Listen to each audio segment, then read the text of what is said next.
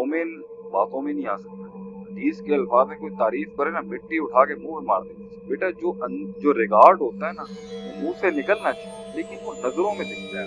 तो जब नफ्स कमजोर होगा, नफ्स परस्त होगा, अपनी खुशामतें कराना चाहता होगा, इनसिक्योर नफ्स होगा, सिक्योरिटी इश्यूज होंगे उसके, अपनी तारीफ झूठी सुनने के लिए कुछ भी दे सकता है, लोगों की कबूलियत का भूखा होगा, लोगों की कबूलियत, इंसानों की इबादत करता होगा। ऐसे शख्स को एक नहीं, एक सुराख से 10 बार भी डसा जाएगा, ये फिर वही खड़े होंगे नशइयों की तरह, क्योंकि इसकी कोई सेल्फ एस्टीम नहीं है जहाँ प्रिंसिपल्स की बात आती है, इसकी कोई सेल्फ रिस्पेक्ट नहीं है जहाँ उसूलों की बात आती है, इसकी कोई इज्जत नहीं है जहाँ पर एक पूरे कैरेक्टर की बात आती है कि भाई मुझे पता है ये मुझे नोच के खा जाएंगे अगर मैंने इसकी ये बात सुन ली।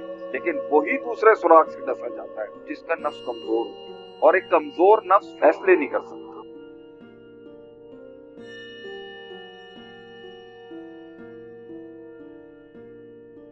कि हम कहते हैं आप मिजाज का कत्ल ना करें, सही, आप मिजाज का कत्ल ना करें, आप इल्म की दुरुस्तगी करते हैं। डट के खड़े रह के मुकाबला करने की सिफत बहादुरों की और इमामों की रही है।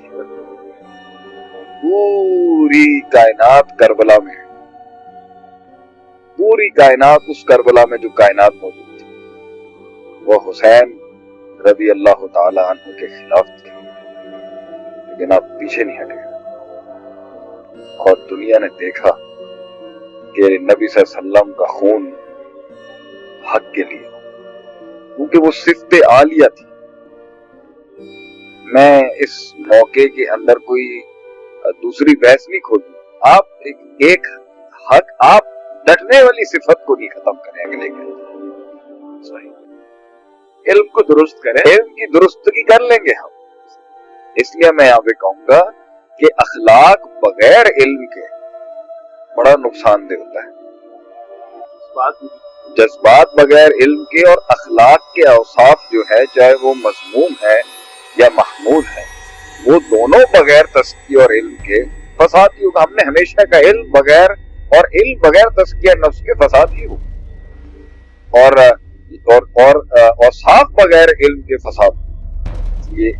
इसलिए बंदे के औसाफ और उसकी सिफात और एट्रीब्यूट्स बगैर इल्म के फसाद और इल्म बगैर तस्किया नफ्स के फसाद। तो डटने की सिफत, शुजात और बहादुरी की सिफत, अपने मन में डूब के पाजा सुरागे जिंदगी की सिफत, अपने मन के रस्तों पे चलने की सिफत, तन्हा चलने की सिफत, रेवर से हट के जिंदगी गुजारने की सिफत, और फिर रेवर के साथ चलने की सिफत। लेकिन एक वक्ती तन्हाई, एक वक्ती अलहदगी, एक वक्ती माशरे से आइसोलेट होना, गारे हिरा में चले जाना, 36 साल की मुबारक, दुनिया किसी और डगर पे है, जमीन और आसमान का इमाम है, वो एक गार में बैठा है और सोच रहा है, और तन्हाइयों के अंदर अब इंतजार कर रहा है, फैसलों का इंतजार कर रहा है, हिदायत का इंतजार, रिवायात का इंतजार, तगय्युरात का, एक इंकलाब का इंतजार। इस सिफत को तो आप नहीं खत्म कर सकते। यही तो किसी विजन और कॉज के लिए शहादतें और जान देने का जज्बा जो है, ये तो नहीं खत्म कर सकते। तो अगर वो गलत है तो सिफत के आगे, उसकी ताकत और पावर के आगे इल्म को ठीक करें आप उसका, कि ये गलत इल्म के लिए तुम खड़े हो, ये गलत तजर्बे से तुम खड़े हो, असल काम है ये। उसके डटने की सिर्फ जो है उसको कायम रखें, लेकिन जो उसकी बुनियाद है, जिसपे वो खड़ा है या जिसपे उसने स्टांस लिया हुआ है, उस पे उसको जो है वो दलील या फिर उसका जो स्टांस है वो वाज़ेह हो कि वो क्यों कर, यानी उसका वाई जो है वो मजबूत हो, वाई उसका जो है वो अच्छा हो और क्लियर हो, क्लैरिटी के साथ हो, और उसके बाद उसके ऊपर स्टांस ले। और माशरे में ये काम मुरब्बी, रहबर, काउंसलर्स, उलमा, असातिज़ा, मौलवीन, मेंटोर्स, इन्हीं का काम है ना, माशरे का के बड़ों का काम है ना कि वो उसको सही करेंगे। बच्चे की, कौमों के, जवानों की सिफातें, मुकाबले और डटने की सिफात तो कौम के लोगों की नहीं खत्म की जा सकती। अल्लाह के नबी सल्लल्लाहु अलैहि वसल्लम ने जो मक्के में ऐलान किया, तो अल्लाह के नबी सल्लल्लाहु अलैहि वसल्लम ने जाके हज़रत बिलाल को ये नहीं सिखाया था कि डटना कैसे, उनको हक समझाया था कि हक क्या है। وہ अहद की जो आवाजें निकल रही थी वो अल्लाह के नबी सल्लल्लाहु अलैहि वसल्लम ने किसी हदीस में बिलाल रज़ी अल्लाह ताला अन्हु को नहीं सिखाया था कि तुमने अहद पे डटे रहना है, बल्कि जो सिर्फ थी वो उनके अंदर इनेट थी। लेकिन अल्लाह के नबी सल्लल्लाहु अलैहि वसल्लम ने वो जो जज्बात थे उसको एक बुनियाद दी, वो इल्म दिया कि ये हक है, इस पे इंसान मर भी जाए कट भी जाए तो कामयाब। तो मक्की दौर को जिस बहादुरों की जरूरत थी वो बहादुरी तो मक्की दौर के बहादुरों की क्या ही बात। और जब पूरी दुनिया की वर्ल्ड पावर्स ने मदीने पे हमला करना था तो मदनी दौर के बहादुरों की क्या ही बात। लेकिन मक्की दौर के बहादुरों की क्या ही बात कि कोयलों पे लिटा दिया गया खब्बाब बिन अरत, और उनके जिस्म की चर्बी जब कोयलों पे जलती और उससे पानी निकलता उससे वो कोयले बुझते मगर वो दीन ना छोड़े। ये बहादुरी की सिफत को आप इस्लाम से निकाल देंगे, मुसलमानों से निकाल देंगे, तो कैसे हमने आखिरी वक्त तक डटना है। अगरचे आर्टिफिशियल इंटेलिजेंस का दौर आ गया है, रोबोटिक्स का दौर आ गया है, साइबर सिक्योरिटीज का दौर आ गया है। आप मर्द मोमिन के अंदर अपने विजन के लिए असहाबुल बदर, जंग ओहद और जंग खंदक और कादसिया जैसी जंगों में शहीद होने वाले लोगों की सिफात को बातिल के मुकाबले में डटने की सिफत थोड़ी रोकी जा सकती। ये तो चलता रहेगा सिलसिला शहादत, ये तो चलता रहेगा सिलसिला इमामतों, ये तो चलता रहेगा सिलसिला क़यादतों, ये तो चलता रहेगा सिलसिला मौत के साथ इन शहीदों की रिफाकतों। ये कभी नहीं रुक सकता। हाँ, इल्म और उसका मनहज और उसकी डायरेक्शन हमेशा क्वेश्चनेबल रहेगी। अगले के इखलास पे थोड़ी शक किया जा सकता है। बिल्कुल, मुझे लगता है मुझे थोड़ा मौजू से करीब आना चाहिए। सही। शेख, वैसे तो आपने अपनी स्टोरी नहीं सुनानी लोग। अच्छा जी। लोग मांगते रहे और हुआ क्या।